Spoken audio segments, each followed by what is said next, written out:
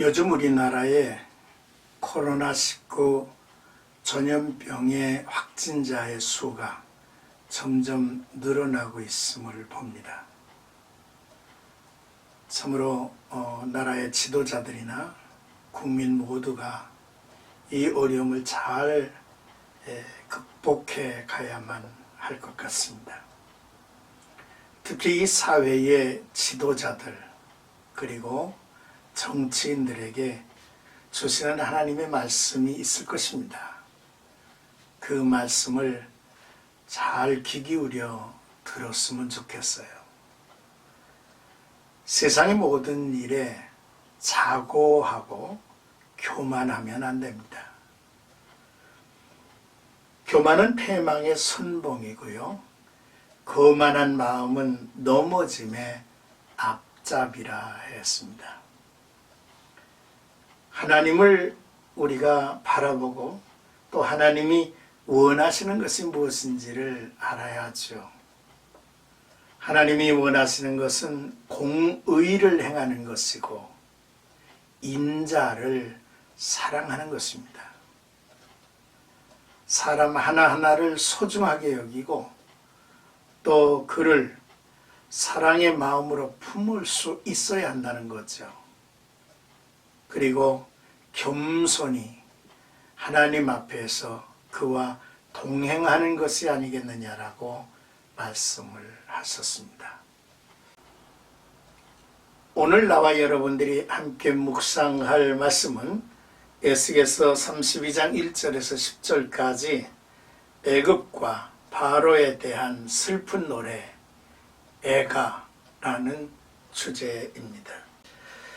먼저 1절에서 2절까지 보면 애굽의 바로 왕을 악어로 비유하셨습니다. 하나님의 말씀이 에스겔에게 임했습니다. 하나님께서는 에스겔에게 애굽의 바로 왕에 대하여 슬픈 노래를 부르라 했는데요. 그리고 이 애가를 통해서 하나님의 뜻을 알리라는 것입니다.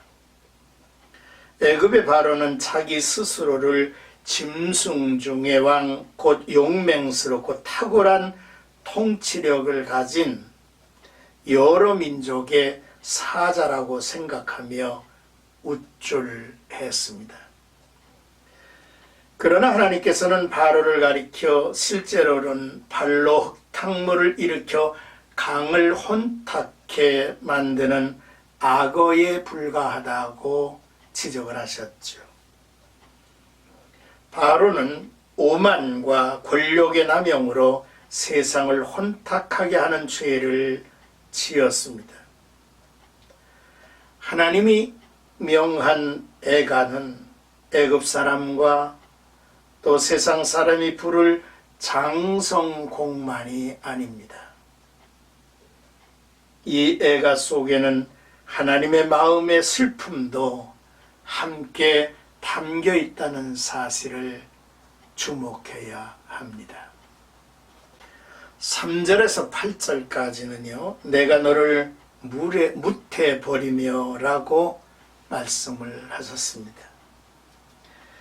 애굽과 바로를 향한 하나님의 징벌의 내용이지요. 하나님께서는 바로를 많은 백성이 보는 앞에서 그물을 던져 잡고 들판에 내동갱이 치겠다고 말씀을 하셨습니다. 그리고 온 땅의 들짐승들이 그를 뜯어먹게 하겠다고 하셨죠. 6절의 말씀을 보면 네 피로 내 헤엄치는 땅에 물대듯 하여 산에 미치게 하며 그 모든 개천을 채우리로다 하셨습니다. 온 애굽이 피로 뒤덮이게 될 것임을 말씀한 거죠. 애굽의 물, 다시 말해 나일강의 피로서 채워지는 사건을 이스라엘이 출애굽 당시 애굽에 임했던 첫 번째 재앙을 연상케 합니다. 애굽 사람들은 나일강을 신처럼 섬겼고 바로는 애굽의 신으로 군림했습니다. 나일 강물이 애굽 사람들의 피로 채워졌다는 사실은 나일강과 같은 존재로 여겨진 바로의 몰락, 곧 우상의 헛됨을 의미합니다. 하나님 한 분 이외에 하나님과 같은 존재로 여겨지는 세상의 모든 것들은 심판날에 그 헛됨이 드러나고 몰락할 것이라는 사실이지요. 7절과 8절을 보면 바로는 하나님께서 꺼버리실 빛으로 묘사됩니다. 이는 애굽 땅에 임했던 9번째 재앙을 또 연상케 하죠. 별을 어둡게 하고 해를 가리우며 달로 빛을 발하지 못하게 하는 분은 하나님이시기 때문입니다. 모든 피조물이 하나님의 주권 아래 있습니다. 별과 해와 달을 어둡게 하시는 창조주 하나님께서 역사 속에 찾아오셔서 애굽의 바로의 빛을 꺼버리실 것입니다. 바로의 모든 영광을 거두실 것임을 선포하시는 말씀이지요. 끝으로 9절에서 10절까지는 무시로 떨리도다 세상 나라들이 애굽의 멸망을 바라보면서 떨게 될 것이라는 내용입니다. 하나님께서는 애굽의 패망 소식을 모든 민족에게 알게 하시겠다고 하셨죠. 강대한 애굽이 무너지는 것을 볼 때에 많은 나라들이 얼마나 놀라워 했겠습니까?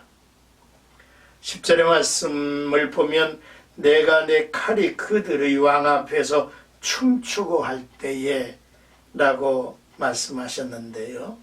이는 모든 나라들이 애굽의 멸망이 하나님이 심판하시는 일로 여기게 될 것임을 보여주는 말씀이죠. 열국의 왕들은 애굽의 멸망을 바라보면서 같은 처지가 될까 두려워 떨게 될 것입니다.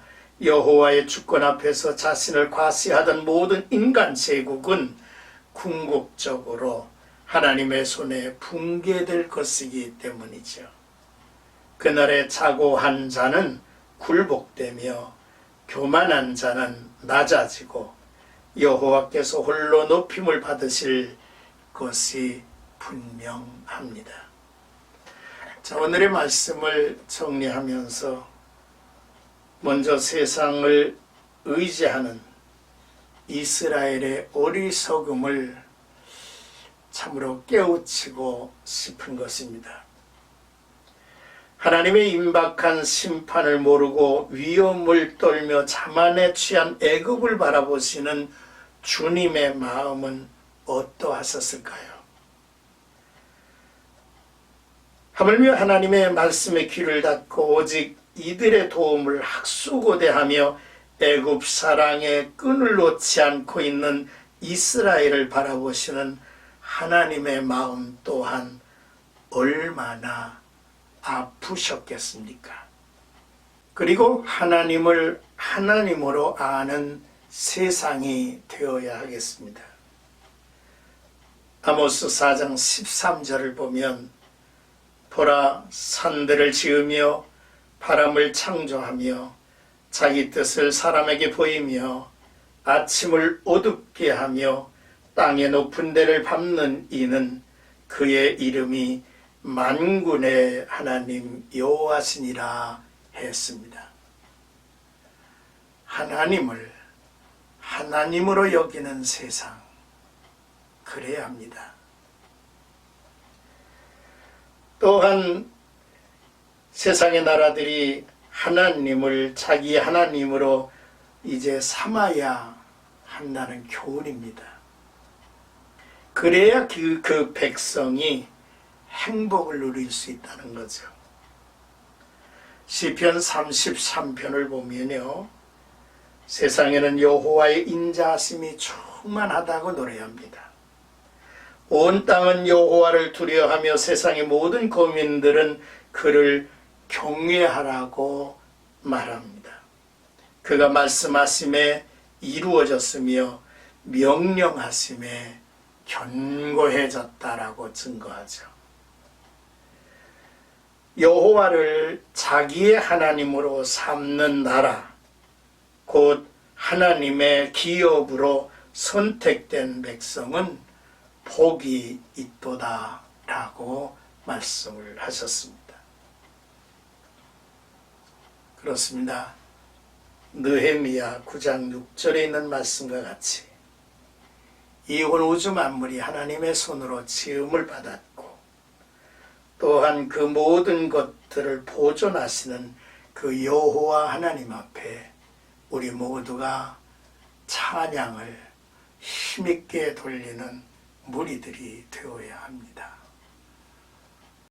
오늘도 나와 여러분들의 삶 속에 여호와 하나님만을 높이는 하루 되기를 축복합니다.